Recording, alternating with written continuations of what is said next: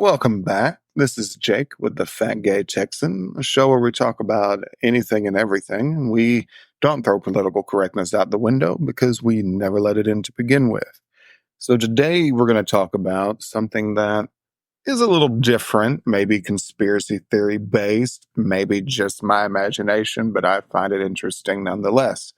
We're going to talk about why gay men love Cher specifically, and a few other celebrities, and we'll get to that in a minute. So, Cher, as of course you know, is a flamboyant person.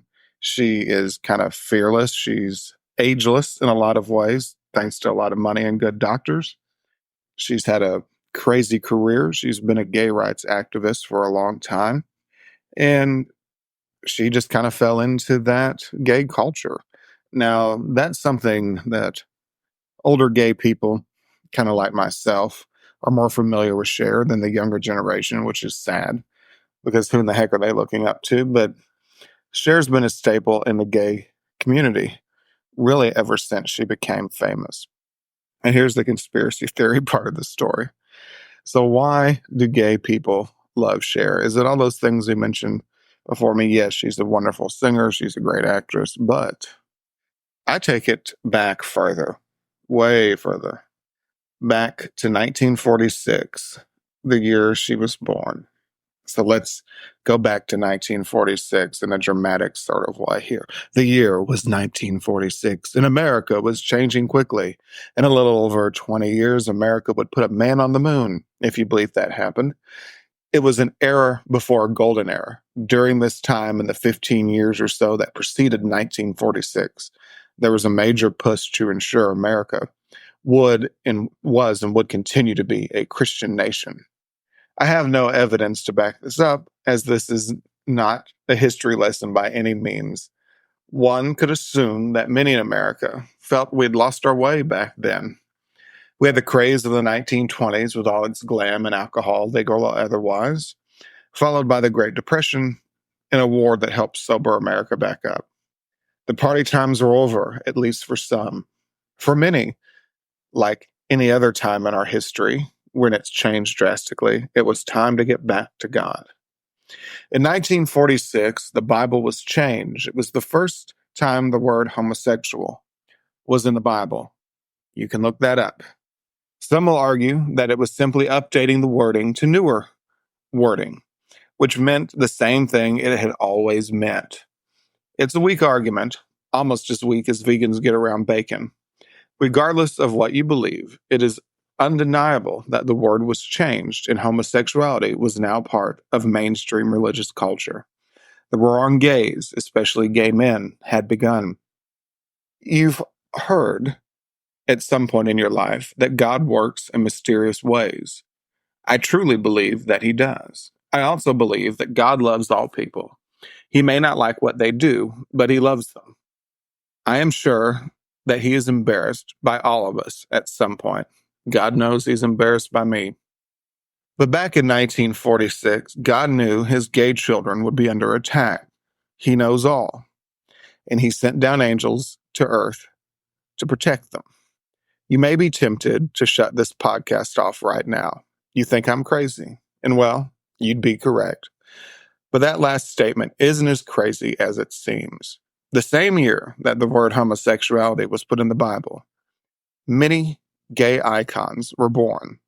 Dolly Parton, Freddie Mercury, Cher, Liza Minnelli, Sally Field, Susan Sarandon, Diane Keaton, Suzanne Summers, and Susan Lucci. Names that any self-respecting gay person knows. All these people were born in 1946. So, in my weird mind, I have somehow equated that to more than just a coincidence. Cher, Dolly Parton, Liza Minnelli, but especially Cher and Dolly Parton. Dolly Parton is the least hated celebrity in the entire world. So many people love her, and she brings people back together from different sides of the aisle. Democrat, Republican, gay, straight, doesn't matter, white, black, everyone loves Dolly Parton. And I just find it so weird that the same year the word homosexuality was put into the Bible. And y'all, that is a fact. You can go look it up. And as I said, you can argue that the wording it replaced, this kind of means the same thing. But that's really where the war began.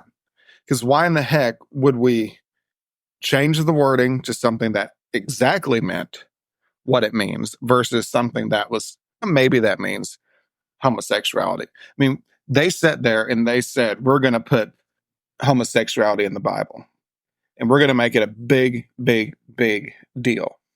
And it's been a big deal for a really, really long time now, if you think about it.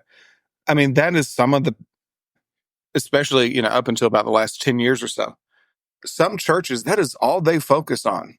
The Bible is full of a million different sins. Even on that same page, that's full of a million different sins. But that one, for some reason, probably closeted homosexuality in the priesthood, that one sets everybody off. And it's actually probably one of the more harmless sins in the Bible. So that same year, in my opinion, God saw what humanity was doing and said, these poor people are going to need an advocate, someone to look up to, someone who will stand up for them, someone they can admire. And so God sent down the biggest gay icons in the exact same year. I know it's a far-fetched theory, but in my mind, I like to think of it that way. I like to think that God knew exactly what he was doing, because at the end of the day, God loves us all. And as a gay man myself, I can tell you, it is certainly not a choice. Now, it's a choice whether you do it or not. It's kind of like, well, it's a choice whether you eat or not. You don't have to eat. But the attraction part, not a choice at all. Now, whether it's nature versus nurture or whatever, who gives a crap? I mean, I'd rather it be nature so your parents don't feel so bad about it.